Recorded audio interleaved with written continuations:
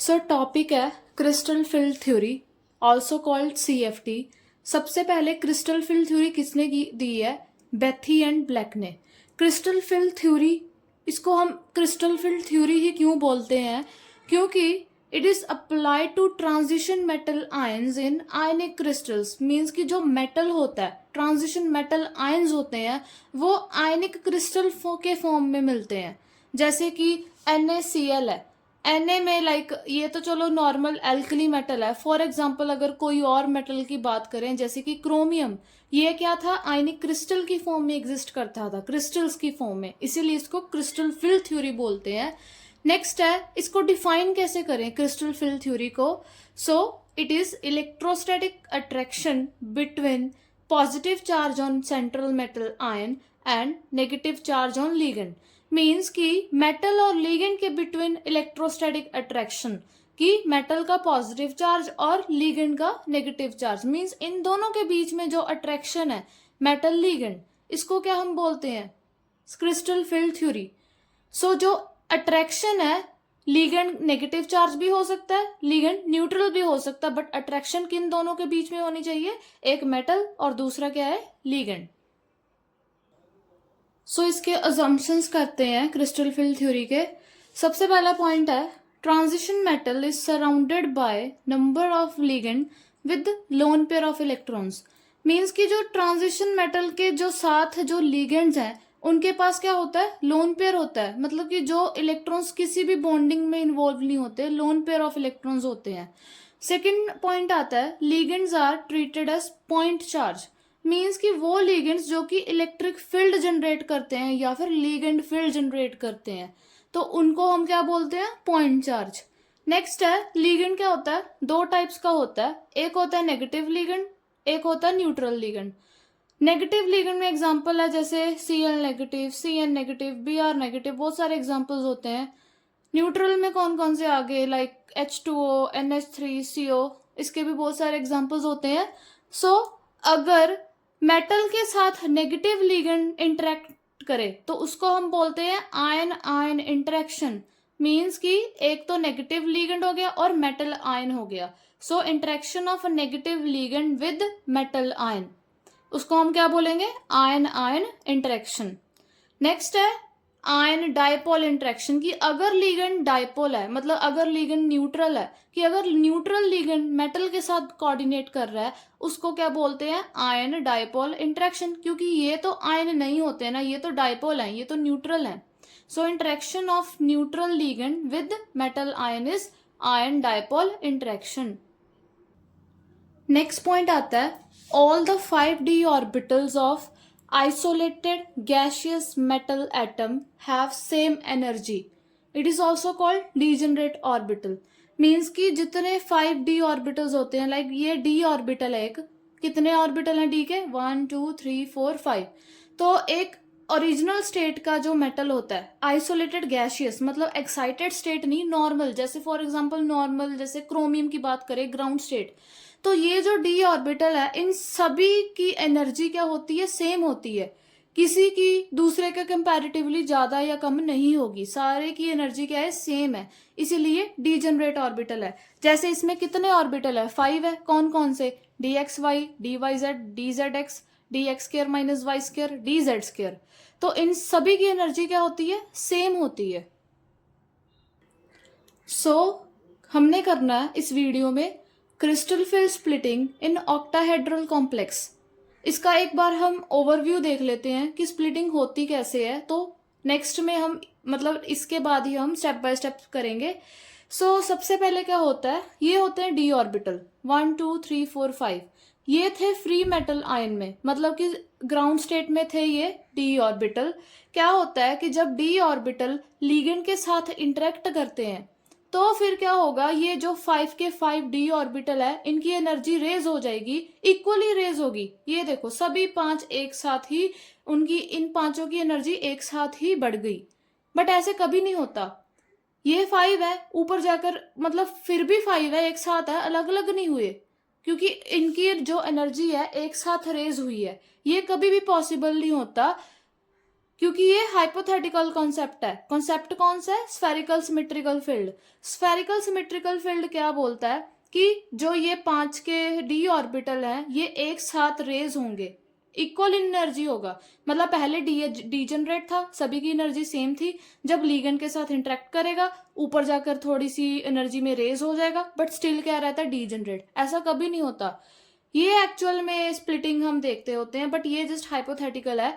तो एक्चुअल में क्या होता है, जो ये 5d ऑर्बिटल है जब लिगेंड के साथ इंटरेक्ट करते हैं तो 2 सेट ऑफ ऑर्बिटल्स में स्प्लिट करेंगे। एक तो होता है Eg, एक होता है T2g। Eg होता है डबली डीजनरेट, मतलब कि 2 ऑर्बिटल हैं बट ये आपस में इनकी एनर्जी सेम है, बट इन दोनों की तीनों के कंपैरेटिवली एनर्जी सेम नहीं होती। ऐसे ही इन तीनों ऑर्बिटल की एनर्जी सेम होती है, बट 2 से इन दोनों से क्या होती है? डिफरेंट होती है। ऐसे ही T2g क्या है? ट्रिपली डीजनरेट, मतलब इन तीनों की एनर्जी क्या है? सेम है। तो 2 सेट ऑफ ऑर्बिटल हो गए, और इन दोनों में से जो डिफरेंस होता है ये होता है डेल्टा ओ।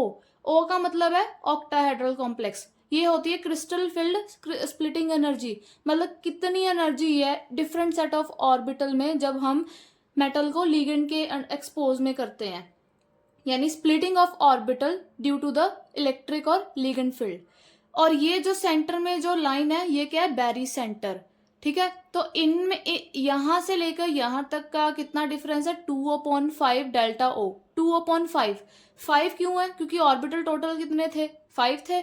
2 इसीलिए लिखा क्योंकि इसकी जो एनर्जी है इसकी वजह से है, सो इसीलिए 2। और -0.4 माइनस में क्यों है? क्योंकि ये जो नीचे वाला है इसकी एनर्जी लो होती है, ऊपर वाले की एनर्जी क्या होती है? हाई होती है। इसमें क्या है? 0.6 डेल्टा ओ और 3/5 डेल्टा ओ। 3/5 इसीलिए क्योंकि इसके कॉरस्पॉन्डेंस 3 है। ठीक है, ये क्या है? dxy dyz dzx ये नीचे आएंगे, और dx² - y² और dz² क्या होते हैं? ऊपर होते हैं। तो ये क्या था? एक ओवरव्यू था, ये आप अपनी नोटबुक में बना सकते हैं अभी। अब हम इसको थोड़ा सा डिटेल में समझते हैं। ये वही डायग्राम है। सबसे पहला स्टेप है स्फेरिकल सिमेट्रिकल फील्ड। ये एक हाइपोथेटिकल कॉन्सेप्ट है। सबसे पहले क्या होता है? मान लो एक मेटल है क्रोमियम, ठीक है, इसके साथ इंटरेक्ट कौन कर रहा है? लिगेंड। लिगेंड एग्जांपल है Cn। तो जब भी लिगेंड इंटरेक्ट करता है मेटल के साथ तो वो क्या करेगा? लिगेंड एक इलेक्ट्रिक फील्ड जनरेट करेगा मेटल के ऊपर, या फिर लिगेंड फील्ड। तो सबसे पहले स्टेप में क्या था? It consist of D orbital that were degenerate. Means कि सारे डी ऑर्बिटल क्या थे? डीजनरेट थे। मीन्स सभी की एनर्जी क्या थी? सेम थी। जब लिगेंड फील्ड लगता है सो gate repelled by ligand, so gate raised in energy, कि जब इसको हम लिगेंड के पास लेकर जाते हैं तो सभी क्या करते हैं? रिपेल करते हैं। ठीक है, तो सभी एनर्जी में रेज होंगे, और सभी क्या करेंगे? इक्वली एनर्जी में रेज हो जाएंगे। ठीक है, स्टिल इसकी डीजनरेसी मेंटेन होती है। Ligand field applied on all ligand equally, means कि जो लिगेंड फील्ड इन 5 के ऊपर लग रहा है इक्वल लग रहा है। ऐसे नहीं है 2 के ऊपर कम लगेगा, 3 के ऊपर ज्यादा लगेगा। इक्वली लिगेंड फील्ड लग रहा है, जिसकी वजह से ये 5 ऑर्बिटल इक्वली एनर्जी में रेज हो जाएंगे। तो इसीलिए ये क्या होता है? Still degenerate. बट ये जो सारी कहानी है ये क्या? एक हाइपोथेटिकल है, ये ऐसा एक्चुअल में नहीं होता। नेक्स्ट स्टेप करते हैं। इस स्टेप में क्या पढ़ेंगे हम? Crystal field splitting. Crystal field splitting क्या होती है? मतलब कि वो था हाइपोथेटिकल कॉन्सेप्ट। एक्चुअल में क्या होता है कि ये जो 5d ऑर्बिटल्स हैं ये स्प्लिट करते हैं 2 सेट ऑफ ऑर्बिटल में। एक होता है Eg, दूसरा होता है T2g। क्यों स्प्लिट करते हैं ये हम पढ़ेंगे। मतलब नॉर्मली क्रिस्टल फील्ड स्प्लिटिंग को हम कैसे डिफाइन करेंगे? Conversion of 5d generate d orbital of metal ion into different set of orbital having different energy in the presence of electric field of ligand। कि मतलब जब भी ligand इलेक्ट्रिक फील्ड लगाता है मेटल डी ऑर्बिटल के ऊपर जो कि डीजनरेट थे, मतलब पहले इनकी एनर्जी क्या थी? सेम थी। फिर जब ये फील्ड जनरेट करेंगे तो इनकी एनर्जी क्या हो जाएगी? अलग अलग हो जाएगी। मतलब कि ये 2 सेट ऑफ ऑर्बिटल में स्प्लिट करेंगे, अलग अलग हो जाएंगे। ये 2 ऊपर आ गए, 3 नीचे आ गए। ठीक है, दूसरी बात इनकी एनर्जी भी क्या होती है? अलग होती है। ऊपर वाले की क्या होती है? एनर्जी ज्यादा होती है, नीचे वाले की क्या होती है? कम होती है। ठीक है, इसको हम क्या बोलते हैं? Crystal field splitting. तो energy difference between two set of energy levels, it is called CFSE या crystal field splitting energy, कि जो एनर्जी डिफरेंस इन दोनों के बीच में है, एक हायर एनर्जी है एक लोअर एनर्जी, इन दोनों के बीच में जो डिफरेंस होता है इसको हम बोलते हैं CFSE। इसको हम डेल्टा O से भी रिप्रेजेंट कर सकते हैं। अब क्वेश्चन आता है कि ये जो थे dx² माइनस y² dz², इनको हमने ऊपर क्यों लिखा, यानी इनकी एनर्जी ज्यादा क्यों है और कंपैरेटिवली इनके, मतलब इन तीनों की एनर्जी कम है, इसको नीचे क्यों लिखा। So y dx² minus y² and dz² higher in energy than dxy dyz dzx। इसका सिंपल सा आंसर है क्यों होता है ऐसे, क्योंकि due to different orientations of d orbital, कि जो d ऑर्बिटल है उनकी ओरिएंटेशन अलग अलग है, इसको हम अलग अलग से ड्रॉ करते हैं। ठीक है, जैसे अगर हम dx² माइनस y² को ड्रॉ करें, कैसे करेंगे, ये x एक्सिस है, ये y एक्सिस है, ये z एक्सिस है, तो कितने थे, x2 थे, तो इधर x आ गया, एक इधर आ गया। ठीक है, मतलब ये पॉजिटिव एंड हो गया x का, ये नेगेटिव एंड हो गया x का। सिमिलरली ये थी y एक्सिस, सो y एक इधर एक इधर।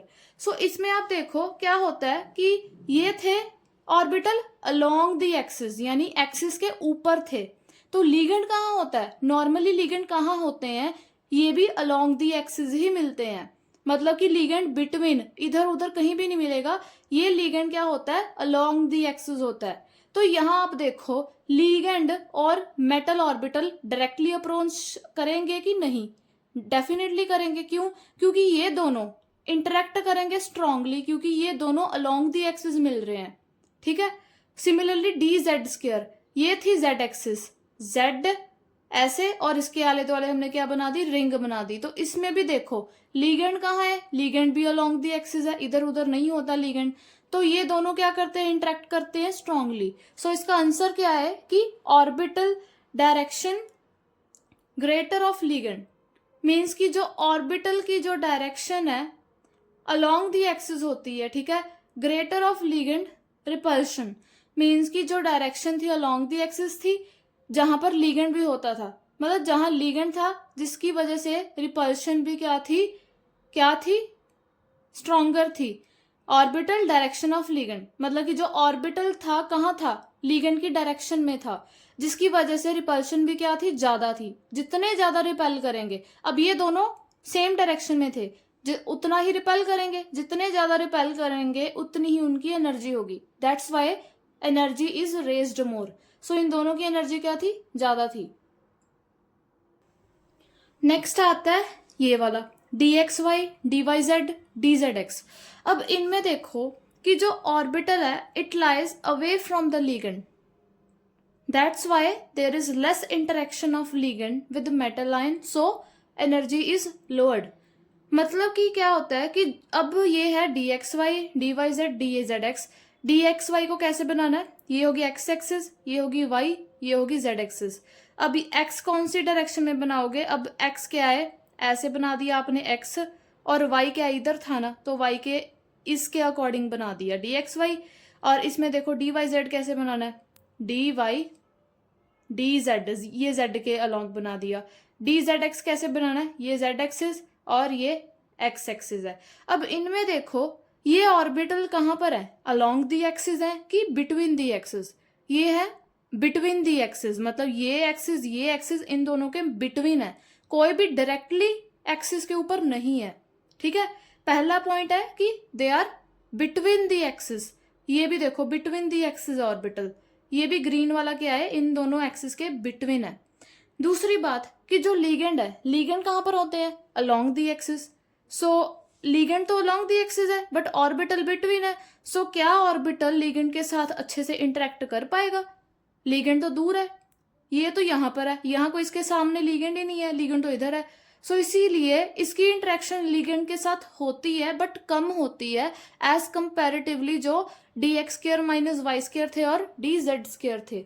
सो क्योंकि ये लीगेंड क्या था, बिटवीन दी एक्सिस था, लीगेंड क्या था, अलोंग दी एक्सिस था, तो इसीलिए जो d ऑर्बिटल है ये लेस इंटरेक्शन करते हैं इस लीगेंड वाले के साथ, जिसकी वजह से लेस रिपल्शन होगी। सो ये कम से कम रिपेल करेंगे, सो इनकी एनर्जी क्या हो जाती है, कम हो जाती है। सो ये था आपका crystal field splitting in octahedral complex. So next video में हम क्या करेंगे, क्रिस्टल फील्ड स्प्लिटिंग इन टेट्राहेड्रल कॉम्प्लेक्स।